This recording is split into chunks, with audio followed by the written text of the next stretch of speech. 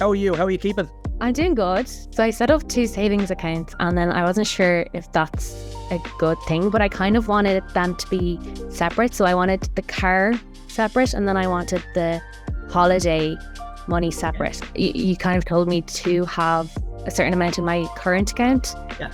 But actually that's been the best. When I see it's low, I just kind of rethink. I'm like, okay, what can I not spend on? For argument's sake, how much is the lowest it's been since we met? I wouldn't go under $2,000. So you've got a really big cushion there for an emergency fund. So you've kind of nailed step one already, which was to make sure you have a €300 emergency fund set aside. You've done that because you've got $2,000. So what I want you to do is take €300 out of that $2,000, juice your $2,000 down to 1,700 or 1,500, whatever you feel comfortable with. If you can put 500 quid into the emergency fund, even better. And let's get that box ticked and open the on-post account and have €500 in there, and that's going to be your emergency fund forever. You're not going to touch that unless something goes wrong. Has anything gone wrong since we met? Yeah, so my phone broke, so it was like €650, €700 gone. Because I had that mindset that I'm not going below in my current account, I actually took it out in my current account. Great.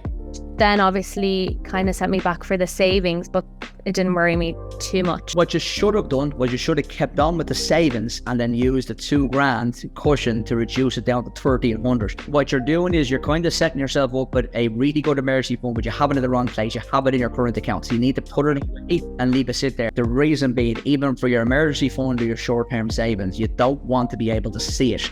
Because once you see it, you're more likely to touch it. So you want to try and make life as easy as possible for yourself. Again, and on post account as well, be a really good option here for either one, the savings or the emergency fund.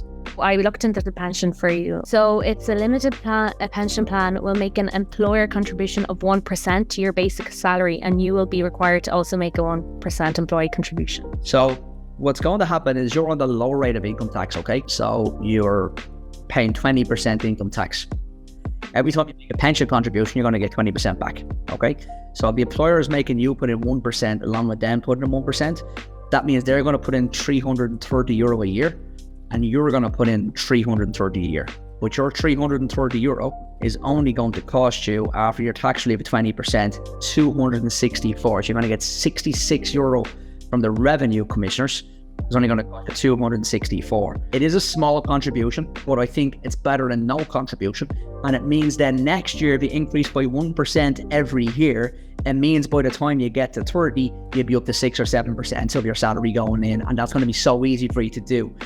But no, you can see the difference in you even when you're talking about money compared to when we sat down the first time as well. You can see you have your figures well prepared, you understand what you're doing. Like I said, my big thing here is you're probably overthinking it slightly too much. You don't want it to control you or feel like you're thinking about it every time you log into your bank. And that's no separate accounts about it. Okay. Hey, great to see you. I'm going to see you in another couple of months at the end of the journey. Thank you. Thanks. Cheers.